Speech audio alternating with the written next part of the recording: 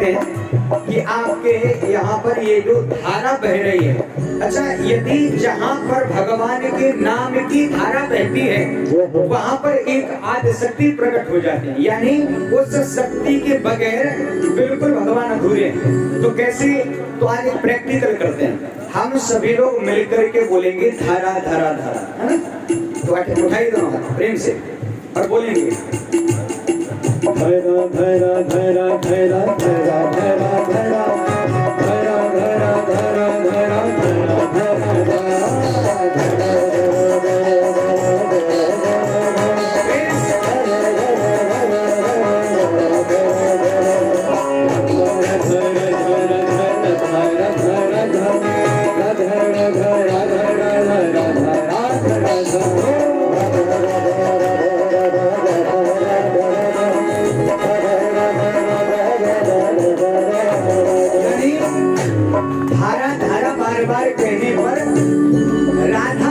निष्पत्ति हो जाती है। जैसे मरा मरा कहने पर राम राम निकलने लगता है।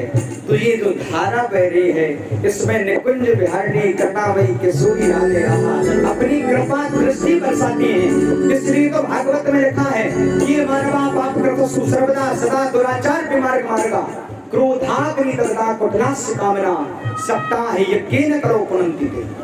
कोई भी व्यक्ति कैसा भी हो, खल हो, पापी हो, मूर्ख हो, लेकिन महाराज भगवान की कथा सुने, भजन करे तो ऐसा हो नहीं सकता कि उद्धार न हो। भाई प्रेम से भगवान का प्रेम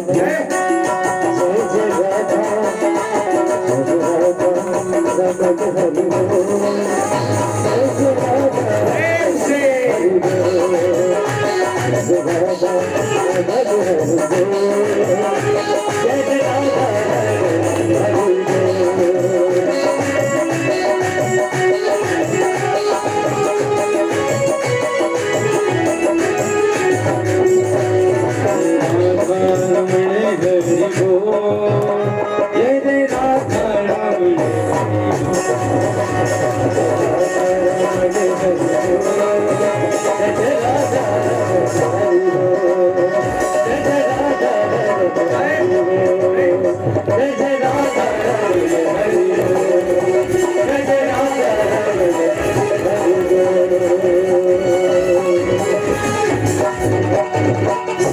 बोले भागवत महापुराण की। आइए सीधे हम लोग प्रवेश हो रहे हैं भगवान की कथा में।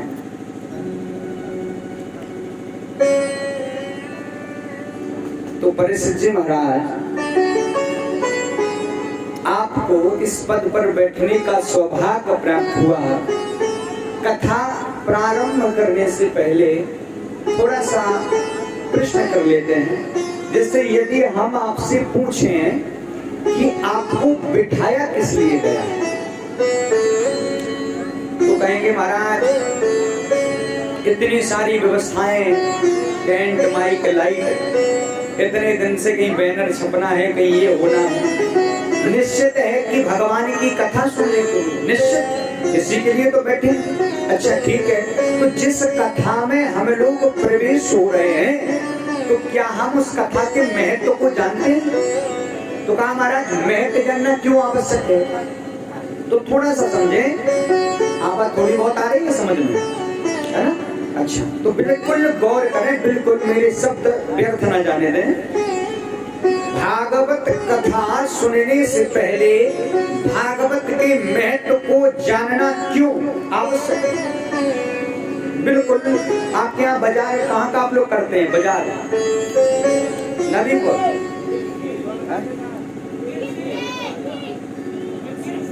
कृषि, कृषि है, कृषि है कि सिरसी, कृषि।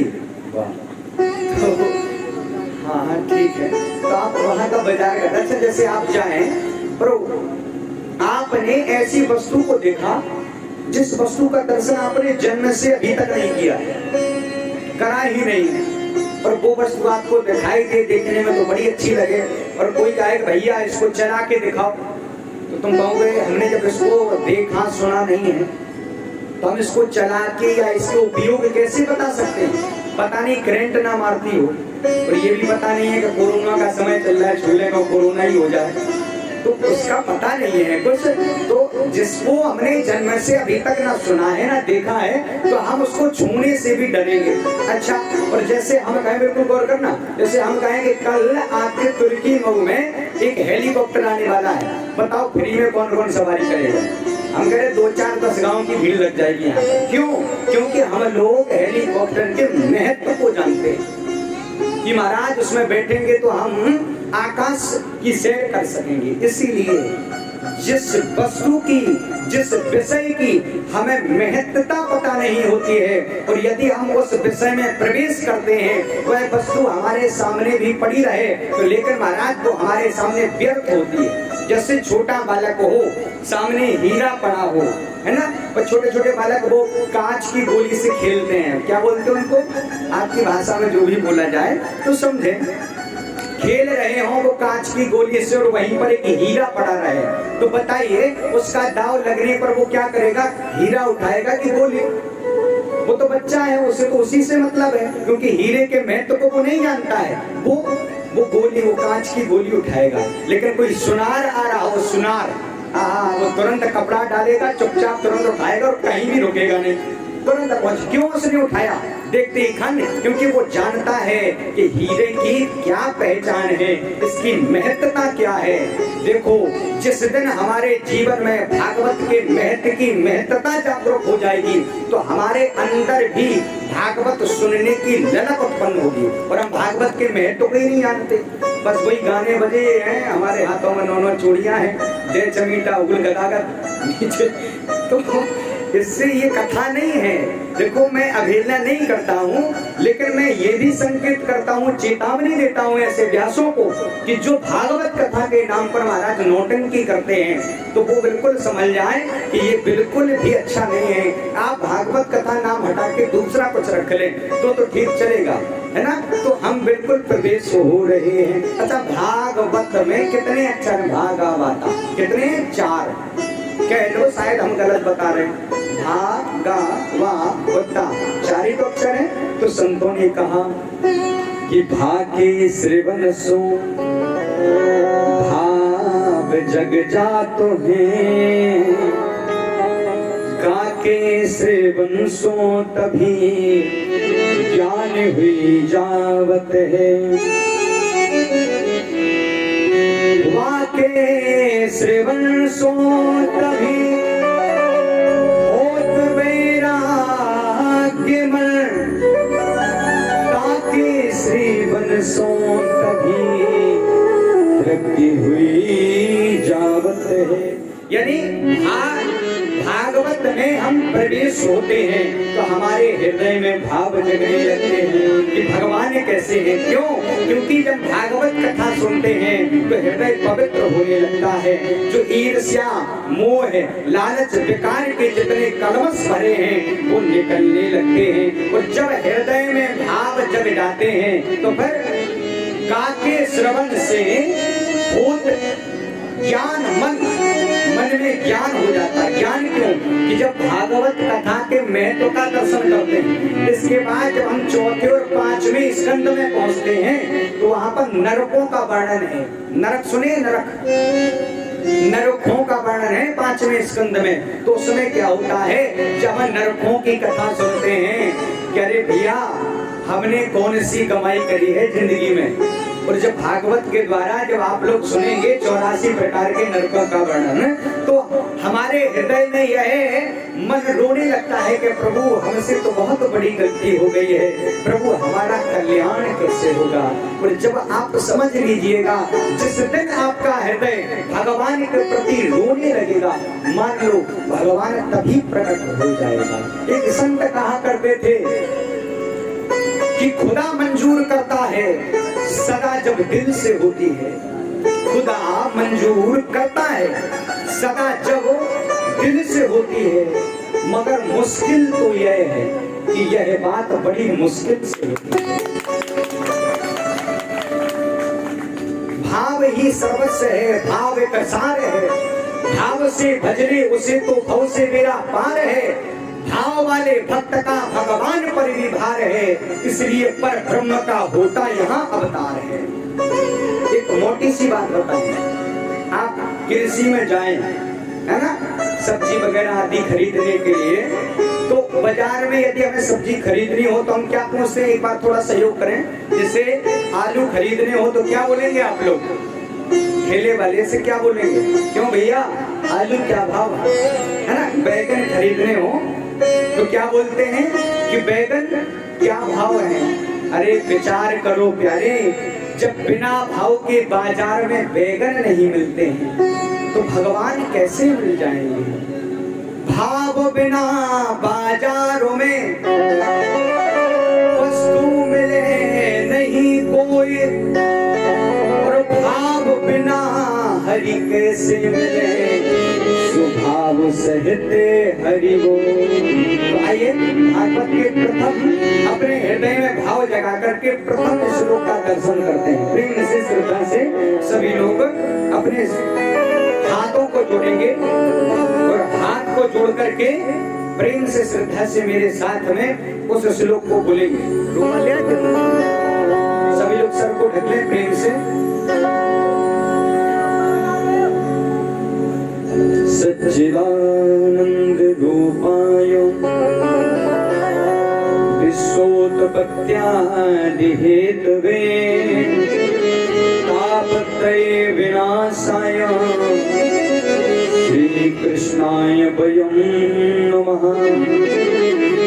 श्री कृष्णाय वयं नमः। श्री कृष्णाय वयं नमः। आइए, ये भागवत के महत्व का प्रथम अध्याय का प्रथम श्लोक है।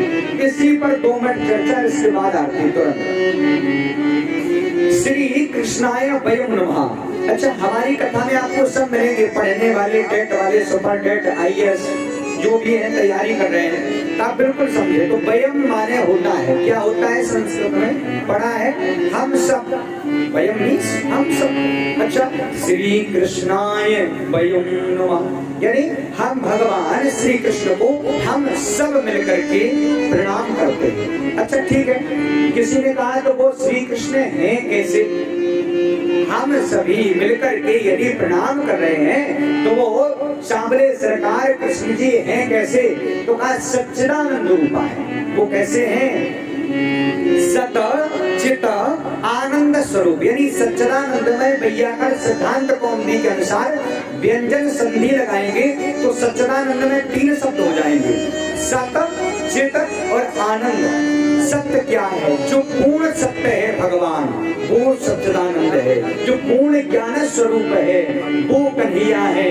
जो पूर्ण आनंद स्वरूप है ऐसे हैं महाराज हमारे कृष्ण कन्हैया लाल, उनको हम प्रणाम करते हैं। तो किसी ने कहा ठीक है हमने मान लिया, तो वो पूर्ण सत्य स्वरूप है, पूर्ण ज्ञान स्वरूप है, पूर्ण आनंद स्वरूप है। लेकिन ऐसे कृष्ण कन्हैया लाल करते क्या है, तो कहा हमारा विश्वोत्पत्त्यादि हेतवे, जो विश्व की उत्पत्ति का हेतु है, यानी जो हम सबको उत्पन्न भी करते हैं, हम सबका पालन पोषण भी करते हैं और हम सबका संहार भी करते हैं। और कहा सुनिए इतना ही नहीं, यदि किसी ने कहा महाराज यदि हम ऐसे कृष्ण कन्हैया के शरण में यदि हम चले जाएं तो क्या देंगे हमें भगवान, होगा क्या, तो कहा तापत्रयी विनाशाय। महाराज भगवान की शरण में, भागवत भगवान की शरण में आने पर, भगवान श्री कृष्ण की उपासना करने पर तापत्रय विनाशाय, यानी तीनों प्रकार के जो ताप हैं वो महाराज बिल्कुल ध्वंस हो जाते हैं। अच्छा 3 प्रकार के ताप कौन से हैं, है ना। पर एक ऐसा भी समय आया है कि कभी आपने नहीं सुना होगा कि किसी को देह में ताप हुआ। एक होता है देह, एक होता है दैविक, एक होता है भौतिक। ये 3 प्रकार के ताप। देह ताप क्या है, देह ताप वो है जिसमें हमारे शरीर में भगव्याधि होती है, खांसी जुकाम बुखार पीलिया, ये सारी जो चीजें हैं ये देह ताप। दैविक ताप क्या है, दैविक ताप ये है कि फसल खड़ी हो और देवतागण ओले बरसा दें, फसल विध्वंस हो जाए, ये देवताओं के द्वारा भूकंप आ जाए, सुनामी आ जाए, इसमें कोई सरकार नहीं रोक सकती। क्या कर लोगे बताओ ना, यदि अतिवृष्टि हो जाएगी तो त्रिपाल तो तान नहीं दोगे, राउटी तो लगा नहीं दोगे खेतों में। तो ये दैविक ताप है जो देवताओं के द्वारा हमें परेशानी प्राप्त होती है। और एक होता है भौतिक ताप। भौतिक ताप वो होता है कि हम वाहन से जा रहे हैं, गिर पड़ते हैं, एक्सीडेंट हो जाता है। जो भौतिकवादियों के द्वारा जो महाराज हमारे कार्यों में विघ्न आता है वो भौतिक ताप होता है। लेकिन इस पृथ्वी पर एक ऐसा भी समय आया है जिसमें ये तीनों ताप किसी को व्यापे ही नहीं। मतलब आपने कभी नहीं सुना होगा कि उस राज्य में कभी किसी को खांसी आई, या उस राज्य में कभी किसी को कोरोना हुआ, या उस राज्य में कभी किसी को जुकाम हुआ। कभी नहीं सुना होगा। आपने कभी भी नहीं सुना होगा कि उनके राज्य में कभी भी देवताओं ने अकस्मात बारिश कर दी हो।